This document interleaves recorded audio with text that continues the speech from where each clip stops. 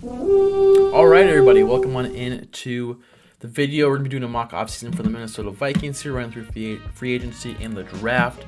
As of February 2nd, what I think is the best possible way of going forward, trying it out, seeing what we get.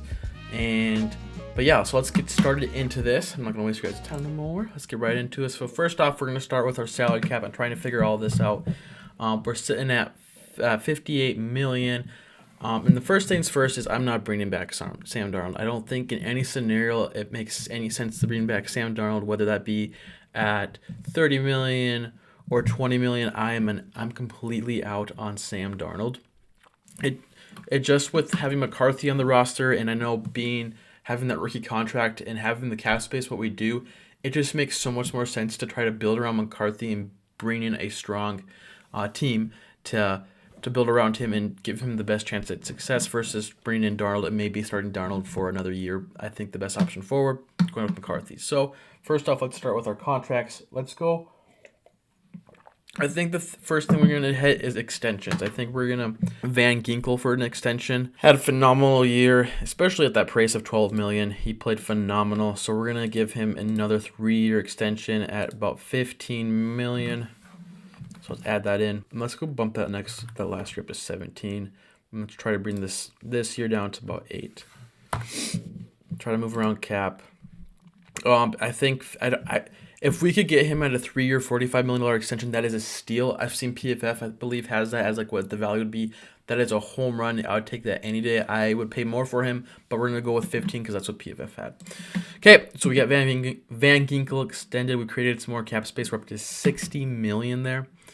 And the next thing is extending Metellus. I think Metellus has been a phenomenal piece for this defense. He's a Swiss Army knife. He plays all around. He's a great leader on the team. And so we're gonna try to get him at $8 million.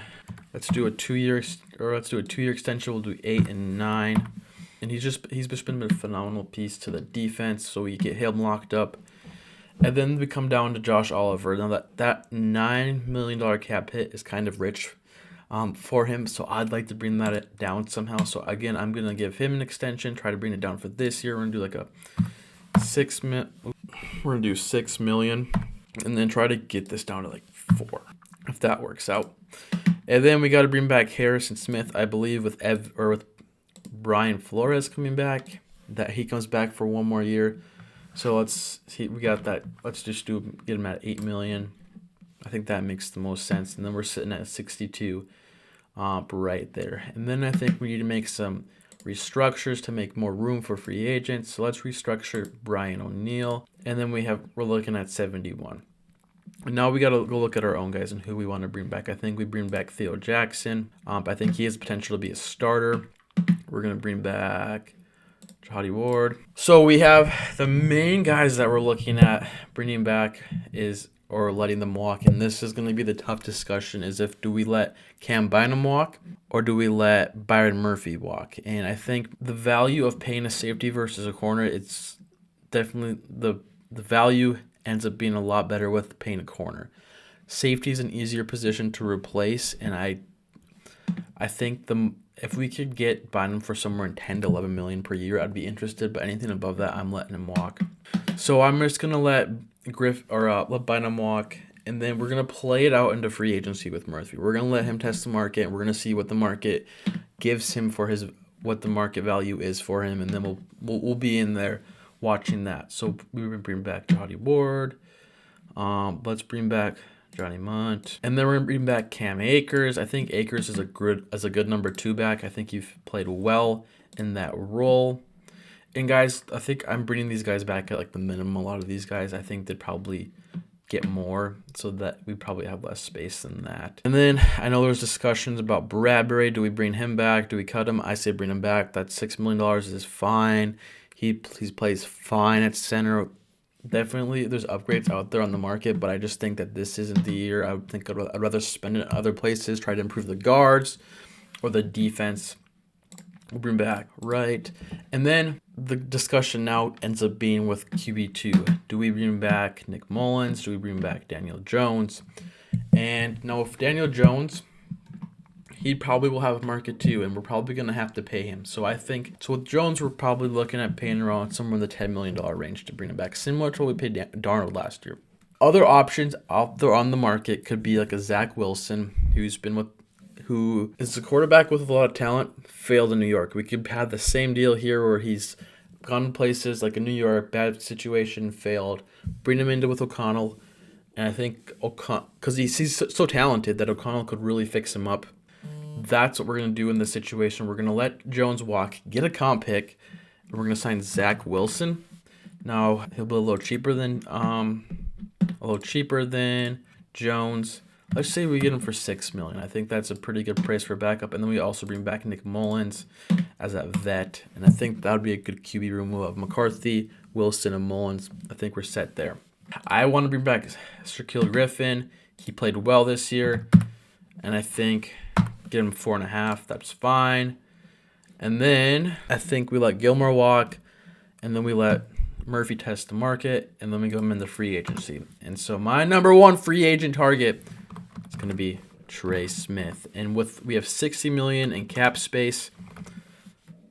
So we'll give him whatever he wants because we want to solidify that guard spot for JJ McCarthy. Because that's right now that's our biggest investment is that quarterback, and we have to put money in place to keep him safe. So let's say we give him $22 million a year. I think that makes him one of the highest paid, if not the highest paid guard in the league. And we lock him up. We got Trey Smith playing at that right guard spot, and then we got to go defense. So right now we need another corner and preferably another defensive tackle and a safety. So we have Theo Jackson back for a safety, and then what I'd like to do is I'd like Kwesi probably just in Brian Flores to work the magic and go find maybe just a cheap safety. Well, let's do Cisco. I think there's a chance that Jacksonville could let him walk.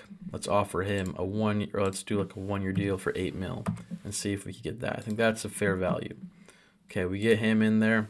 We're gonna go with Osa, Zua, and we're gonna pay Osa from the Cowboys. The defensive tackle is $20 million a year. Now this is a defensive tackle. Osa gets a lot of pressure. He's 27 years old, so he's off his rookie contract. Right in his prime, we're gonna pay him $20 million a year. Now we're gonna do a 3-year deal. This might be a risky move just because, is he worth that kind of contract? I think we might overpay for him, but we're getting a solid defensive tackle. We're getting someone who can that can come in and cause pressure, help our guys on the edges there. And then we're still thin in our corner. We got Shaq Griffin, we got Mekhi Blackman coming back, but we need somebody else out there. We let Murphy walk, but we bring in Rasul Douglas. Now he's a little bit of an old corner. He's on Green Bay. They traded him to Buffalo. He's played great with Buffalo. We take a little bit of a risk here signing Douglas. Let's bring. I don't got to bring back. We should bring back Hill. He's a decent backer. So then we got Douglas, Griffin, Mekhi. We got Dwight McGlothern.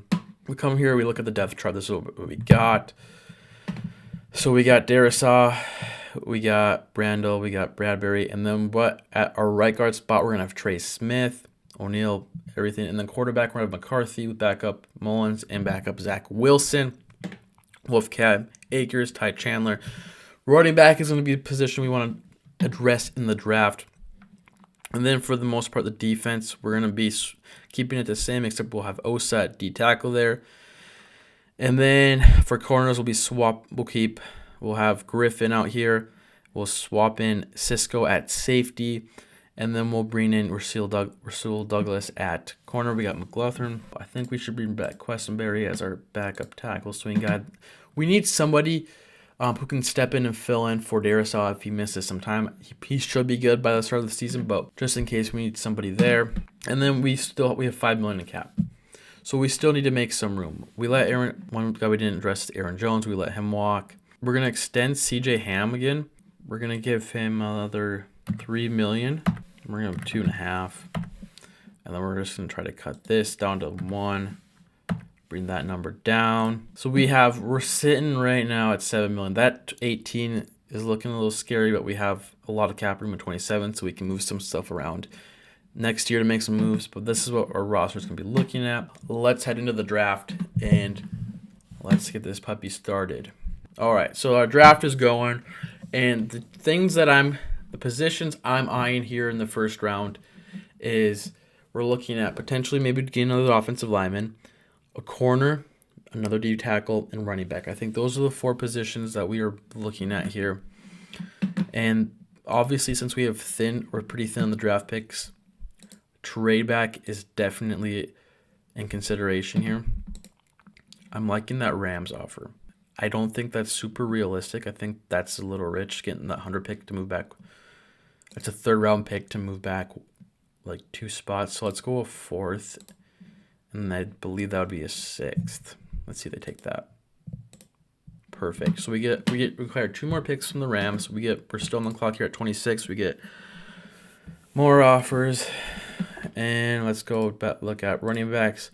Really love Caleb Johnson and what he could be. Another guy I'm looking at here is Gray Zabel. Had a phenomenal Senior Bowl, plug-and-play guard or center, and this dude could come in day 1 and be a starter for us for 8 to 10 years, and that would be perfect on our offense. And defensively, we're looking at corners. I really like Trey Amos and what he could be. He's a big corner, long arms, lengthy guy. I think he played perfectly into that Flores defense. He's got the size. I think he has the potential to be a really good corner. And then we could also look here. We got some good, juicy defensive tackles here. Walter Nolan, Kenneth Grant, Williams from Ohio State. A lot of good defensive tackles there.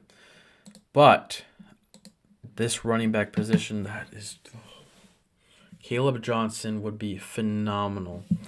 But I also really like the idea of getting Devin Neal. I think that would be a good pick. But Devin Neal, they have him really low in here. I think this is someone we could take up at pick 97. I don't even know if he'd be available there. We could really solidify our offensive line. Let's take Gray Zabel in this. So we have Trey Smith and Gray Zabel. And then, so with Zabel, he has the flexibility of where he'll be either at that center position, he can take over for Bradbury, or he could play at guard and take over for Brendel. And that's the nice thing with him. He's got that versatility to play anywhere. And then we're here at pick 97. Henderson will not be available. I like DJ Get in. Okay, let's go look at what we got for corners available. We got Kobe Bryant. Let's go take our running back here. And let's take I also really like RJ Harvey, but we're gonna go Devin Neal. We're taking Devin Neal. I think Devin Neal has a potential to be he'll be our day 1 starter. He'll come and we get Devin Neal. And then we're at pick 26 here. We're going to look at corner. I really like Noah Williams. There we go. We got Noah Williams. We got our good corner. And then we're picking again here in round 5. So we've already addressed our corner and our running back and O-line. So we have D tackle. We're fine there with Osa. And we also have Redmond. We got Redmond. So we could look here. I do like Ty Robinson. That would be a good pick. We could do a receiver, but we could go safety. We had 3 picks left. We could look at potentially trading back. Well, I think here in the 5th round, we're going to take another corner, but this time we're going to take Tommy Hill out of Nebraska. Okay, so here we got an offer from Denver. 193, 199, 209 for 161. Let's do this. Let's do this one. We're gonna do that trade. So we get back-to-back picks here. So we could go with a D tackle. Well, let's go Ty Robinson. He falls to us. And then I think we should take another running back. See what we got available. Let's go with Mullins from. What is his size? 6'2". Okay, let's go Mullins from Michigan. And then we have another pick. We could look at safety here. linebacker, or edge, or receiver, or a tight end. Let's go get the Clemson tight end. There we go. And we got one more pick. I think we're going to look at safety here. Let's go Malik Verdon from Iowa State. I think that's our draft. That is our draft. Perfect. So we come out of the draft, and we have Gray Zabel, Devin Neal, Noah Williams, Tommy Hill, Ty Robinson. Perfect. We got Zabel as a potential starter who probably won't start week 1. He'll probably be he'll probably back up, but I would think he would start somewhere during the season. We get Devin Neal, who'll be a starting back. We'll pair him with Cam Akers. And we'll have Mullins, who can probably step into and play very well. Noah Williams, I really like him. I think he would have a lot of potential with Brian Flores. I think he could do a lot. He could work. There's a lot to work with there. He just mirrors his receivers very well, very fluid in coverage, plays the ball well. I think he'd be a phenomenal Flores corner. And then we have Hill, and then we got Ty Robinson, and we got our tight end and a safety. I think that sets us up pretty well for 2025. We have our O-line figured out. We got depth in the O-line too. We have we return a lot of our defense. The only thing is the corners. And then we'll be competitive. So then going into next year, we're going to be competitive. So there's going to be the potential. We have our first round pick. We have our second round pick. Going into the season, if we feel that we're lacking in some area, we can swing a trade. Try to trade for somebody to fill in. So if we want to trade for like a corner, maybe just throwing a name out there, maybe Denver looks to trade Denzel Ward. We trade our next year's first, Brian Ward. Our defense would be solid then. And so we would have the pieces to fill in the holes. Running backs, you don't need to spend a lot of capital there. We've seen that we can play with Neal, we can play with Akers, and we'll bring in Mullins, and then Chandler will be fine. Tight end, we'll have Hawkinson, Oliver, Munchback with the Clemson tight end. So this roster is going to be very set for next year. So guys, let me know down in the comments what you think of this, what you would change. We'll probably run this back again. We'll do another one. We're just trying things out, seeing how it shapes out. I really liked how this played out. We addressed the offensive line. We'd be really heavy offensive line here, trying to fix that. And then we'd probably for the foreseeable future have our line set. We'll have O'Neal, we'll have Darrisaw, Trey Smith, and then we'll have Gray Zabel either playing center or left guard. And that offensive line would be set for the next 5 years. We got our quarterback. This team would be a contender for years to come. So, guys, again, let me know what you think down in the comments. We'll run it back again. And make sure to subscribe. Let's get the subscriber count on this channel up.